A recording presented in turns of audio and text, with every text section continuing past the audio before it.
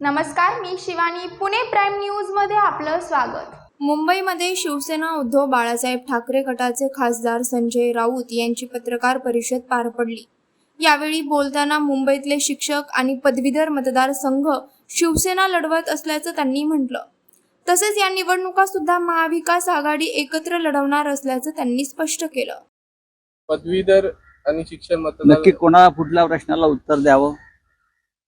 पदवीधरचा आज उमेदवारी अर्ज दाखल करतायत अनिल परब. यापूर्वी विधान परिषदेत ते होते. विधानसभा सदस्यांच्या मदतीने ते आमदार आज तारीख स्वराज्य मतदारसंघाच्या निवडणुका आहेत.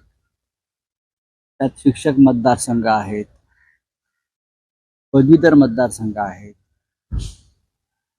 मुंबईतले शिक्षक आणि पदवीधर मतदारसंघ हे दोन मतदारसंघ शिवसेना लढवत आहे.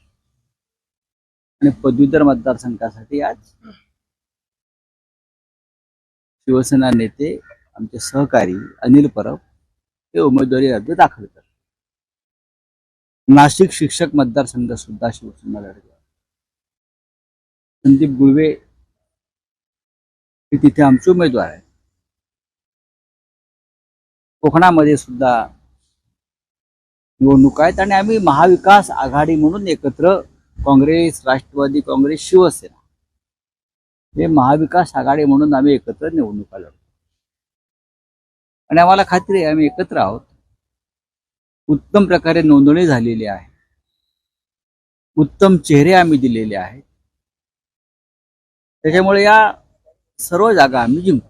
तर नाशिकच्या जागेचा आपण उल्लेख केला. तिकडे आपण खूप मेहनत घेतली होती गेल्या 6 वर्षापूर्वी. मात्र ते आमदार आता आपल्यासोबत नाही.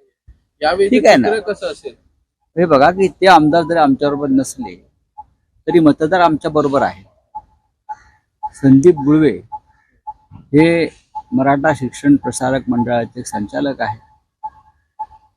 राजकीय सामाजिक शिक्षण क्षेत्रात त्यांचं मोठं संपर्क आणि काम आहे. ते योग्य उमेदवार आहेत आणि ती जागा शिवसेनेकडे पुन्हा एकदा जिंकून येईल. पाहत रहा पुणे प्राईम न्यूज. धन्यवाद.